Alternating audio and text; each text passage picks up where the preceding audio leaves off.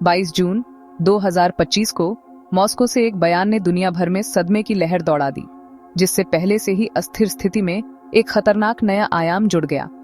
Iran अब परमाणु शक्ति बनने के कगार पर है। रूस के पूर्व राष्ट्रपति और सुरक्षा परिषद के वर्तमान उपाध्यक्ष दिमित्री मेदवेदेव ने एक चौंकाने वाला दावा किया।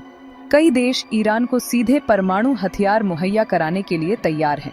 इसका अर्थ है कि ईरान अब अपने दम पर परमाणु शक्ति बनने की लंबी प्रक्रिया से बच सकता है। यह दावा अमेरिकी राष्ट्रपति डोनाल्ड ट्रंप के आदेश पर अमेरिका द्वारा ईरान के प्रमुख परमाणु ठिकानों पर बड़े पैमाने पर हवाई हमला करने के ठीक एक दिन बाद आया है। एक हमला जो ईरान के परमाणु कार्यक्रम को रोकने के लिए किया गया था। मेदवेदेव ने उन देशों का नाम नहीं लिया, लेकिन उन्होंने संकेत दिया कि रूस के पास इस खतरनाक संभावना की ओर इशारा करने वाली खुफिया जानकारी है, यानी ईरान को परमाणु हथियार मिलना अब केवल समय की बात है।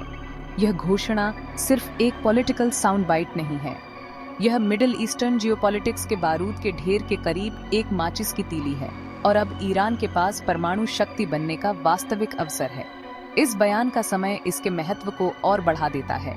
ईरान की परमाणु शक्ति बनने की घड़ी अब तेजी से चल रही है। अमेरिकी सैन्य अभियान, जिसमें 125 से अधिक विमान और एडवांस्ड B-2 स्टेल्थ बॉम्बर्स शामिल थे, ईरान के परमाणु ठिकानों को पूरी तरह नष्ट करने में विफल रहे। मेदवेदेव ने इस अमेरिकी कार्रवाई को एक नए युद्ध की शुरुआत बताया और कहा कि इससे ईरान के सर्वोच्च नेता अली खामेनेई का परमाणु शक्ति बनने का संकल्प और मजबूत होगा। अमेरिकी हमले ईरान के परमाणु बुनियादी ढांचे को सब्सटेंशियल डैमेज पहुंचाने में विफल रहे, जिससे ईरान का परमाणु संवर्धन का रास्ता खुला रह गया है। इस माहौल में मेदवेदेव के शब्द पश्चिम के लिए चेतावनी है। ईरान अब परमाणु शक्ति बनने के बेहद करीब है और रूस ईरान गठबंधन इसे और संभव बना रहा है। अंतर्राष्ट्रीय प्रतिक्रिया में चिंता और कूटनीतिक हलचल साफ दिखी। दुनिया को अब एक परमाणु ईरान की संभावना का सामना करना पड़ रहा है। ईरान के विदेश मंत्री अब्बास अरागची ने अमेरिकी हमलों की कड़ी निंदा की और रूसी राष्ट्रपति व्लादिमीर पुतिन से मिलने के लिए मॉस्को की तत्काल यात्रा की घोषणा की। यह दर्शाता है कि ईरान अब अपने परमाणु भविष्य को लेकर और भी आक्रामक रुख अपना सकता है। तेहरान ने मेदवेदेव के दावे पर अभी तक आधिकारिक टिप्पणी नहीं की है, लेकिन यह संकेत साफ है, ईरान अब परमाणु हथियार प्राप्त करने के अंतिम चरण में है। अगर कोई अन्य देश ईरान को तैयार परमाणु हथियार सौंप देता है, तो ईरान को अपनी लंबी और कठिन विकास प्रक्रिया को पूरा करने की आवश्यकता नहीं होगी, वह सीधे परमाणु शक्ति बन जाएगा। इससे दशकों के गैर प्रसार प्रयास और अंतर्राष्ट्रीय प्रतिबंध एक झटके में बेअसर हो सकते हैं। इस विकास को अलग थलग नहीं देखा जा सकता। यह वैश्विक सुरक्षा के लिए एक बड़ा खतरा है। यह एक हाई स्टेक्स चेस गेम का निर्णायक मोड़ है।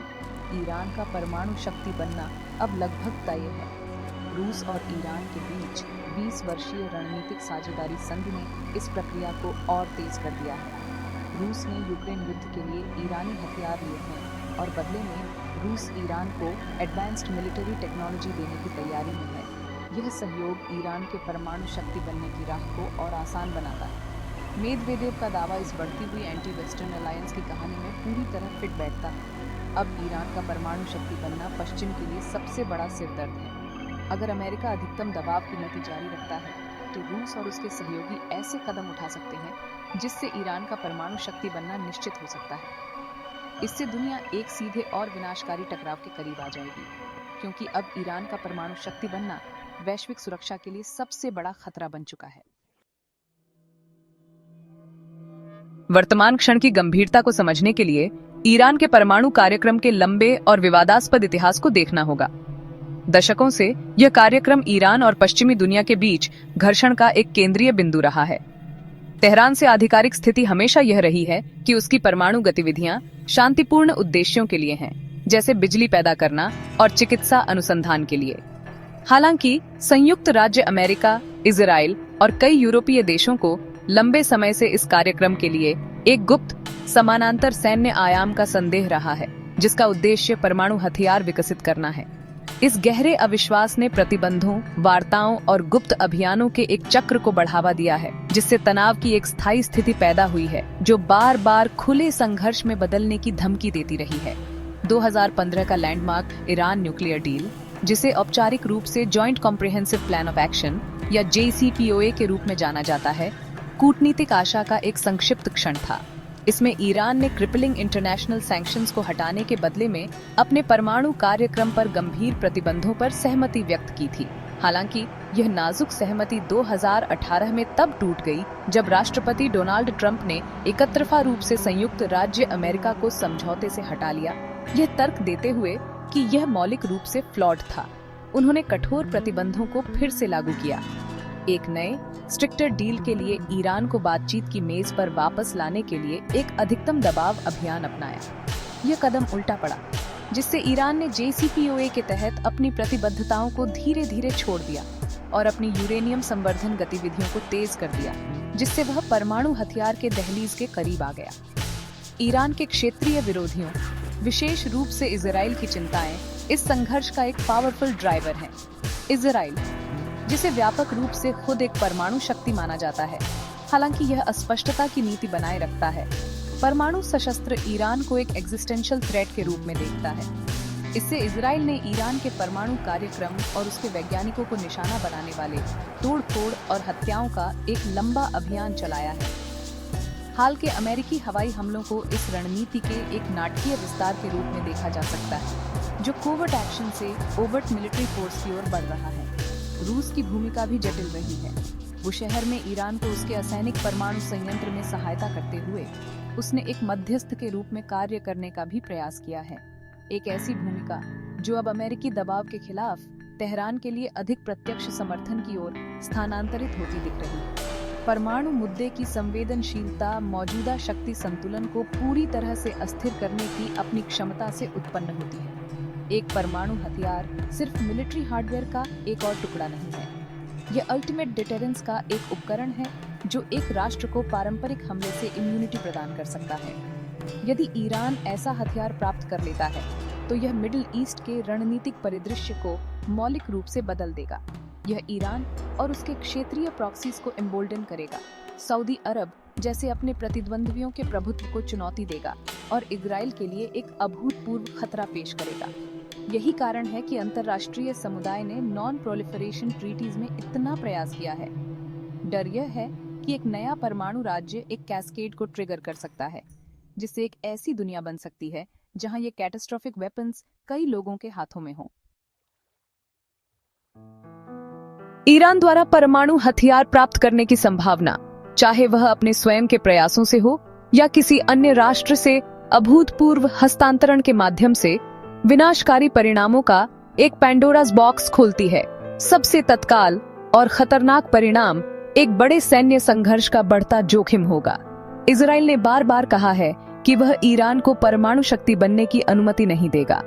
यदि कूटनीति और तोड़फोड़ विफल हो जाते हैं और ईरान एक बम प्राप्त करने के कगार पर है, तो इजराइल, संयुक्त राज्य अमेरिका या दोनों द्वारा एक बड़े पैमाने पर प्रीएम्प्टिव मिलिट्री स्ट्राइक लगभग निश्चित हो जाती है। ऐसा हमला संभवतः ईरान और उसके क्षेत्रीय प्रॉक्सीज से बड़े पैमाने पर जवाबी कार्रवाई को ट्रिगर करेगा, जिससे संभावित रूप से एक युद्ध भड़क जाएगा जो अपने पैमाने, विनाश और वैश्विक आर्थिक प्रभाव में पिछले संघर्षों को बौना कर देगा। युद्ध के तत्काल खतरे से परे एक परमाणु ईरान लगभग निश्चित रूप से एक क्षेत्रीय हथियारों की दौड़ को ट्रिगर करेगा। सऊदी अरब और तुर्की जैसे राष्ट्र ईरान के प्राथमिक क्षेत्रीय प्रतियोगी रणनीतिक संतुलन को बहाल करने के लिए अपनी परमाणु क्षमताओं को विकसित करने के लिए मजबूर महसूस करेंगे। सऊदी अधिकारियों ने पहले ही सार्वजनिक रूप से कहा है कि अगर ईरान को परमाणु बम मिलता है तो वे बिना किसी हिचकिचाहट के उसका अनुसरण करेंगे। इससे कई परमाणु सशस्त्र राज्यों के साथ एक मिडिल ईस्ट बनेगा जो सभी गहरे ऐतिहासिक और सांप्रदायिक प्रतिद्वंद्विता में फंसे हुए हैं। डिटरेंस के स्थापित सिद्धांत, जिन्होंने अमेरिका और सोवियत संघ के बीच परमाणु युद्ध को रोका था, ऐसे बहुध्रुवीय अस्थिर वातावरण में लागू नहीं हो सकते हैं, जिससे गलत गणना या वृद्धि के माध्यम से परमाणु आदान प्रदान की संभावना नाटकीय रूप से बढ़ जाती है। कूटनीतिक परिणाम भी समान रूप से गंभीर होंगे, जिससे एक नया और अधिक खतरनाक वैश्विक शीत युद्ध पैदा होगा। दुनिया संभवतः अलग अलग भू राजनीतिक गुटों में टूट जाएगी।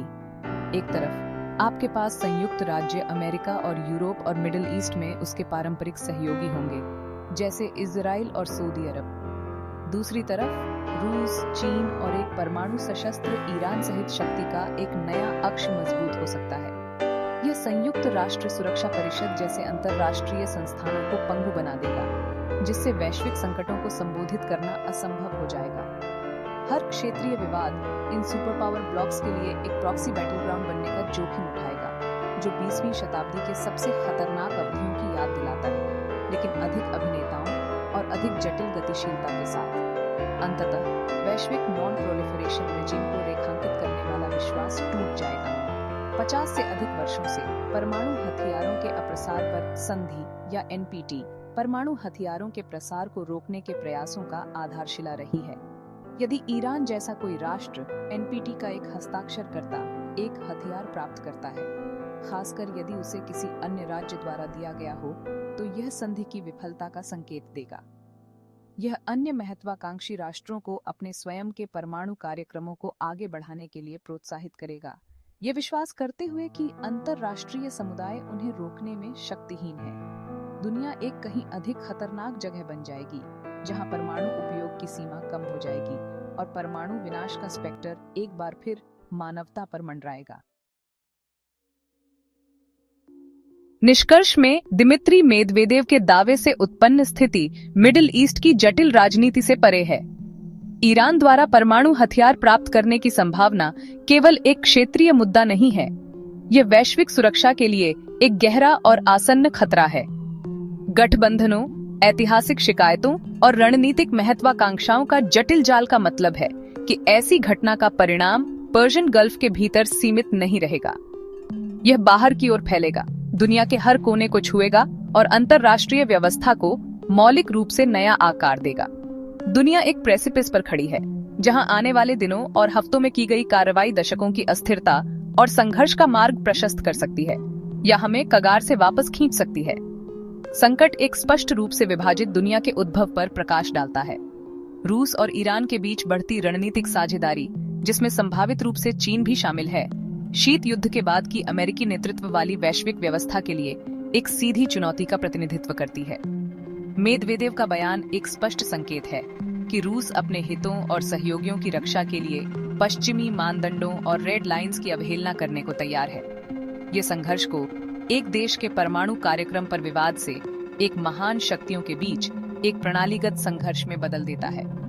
युद्ध की रेखाएं न केवल मिडिल ईस्ट की रेत में खींची जा रही हैं, बल्कि दुनिया के राजनयिक कक्षों में भी अंतरराष्ट्रीय सहयोग के बहुत ढांचे को नष्ट करने की धमकी दे रही हैं। इसके अलावा एक क्षेत्रीय परमाणु हथियारों की दौड़ की संभावना शायद सबसे भयानक लॉन्ग टर्म कॉन्सिक्वेंस है। एक मिडिल ईस्ट जहां कई प्रतिद्वंद्वी राष्ट्रों के पास अल्टीमेट वेपन है, वह कैटास्ट्रोफी का एक रेसिपी है। शीत युद्ध के दौरान मौजूद टेरर का नाजुक संतुलन दो अपेक्षाकृत तर्कसंगत महाशक्तियों के बीच पर्याप्त रूप से अनिश्चित था। धार्मिक एक्सट्रीमिज्म, प्रॉक्सी वॉर्स और अनसुलझे क्षेत्रीय विवादों से भरे क्षेत्र में ऐसे हथियारों को शामिल करने से एक ऐसा वातावरण बनता है जहां परमाणु आदान प्रदान न केवल संभव है, बल्कि भयावह रूप से प्रशंसनीय भी है। यह एक नाइटमेयर सिनेरियो है जिसे वॉशिंगटन, मॉस्को, बीजिंग और ब्रुसेल्स के नेताओं को टालने के लिए अथक प्रयास करना चाहिए, क्योंकि इसके परिणाम पूरी मानवता को भुगतने होंगे। इसलिए अंतरराष्ट्रीय समुदाय को सत्य का एक क्षण का सामना करना पड़ रहा है। सैन्य वृद्धि का मार्ग, जैसा कि हाल के अमेरिकी हवाई हमलों से प्रदर्शित होता है, केवल अधिक खतरनाक प्रतिक्रियाओं को उत्तेजित करता प्रतीत होता है। ईरान को उन शक्तियों के हाथों में और घेरता है जो अंतरराष्ट्रीय सम्मेलनों का उल्लंघन करने को तैयार है।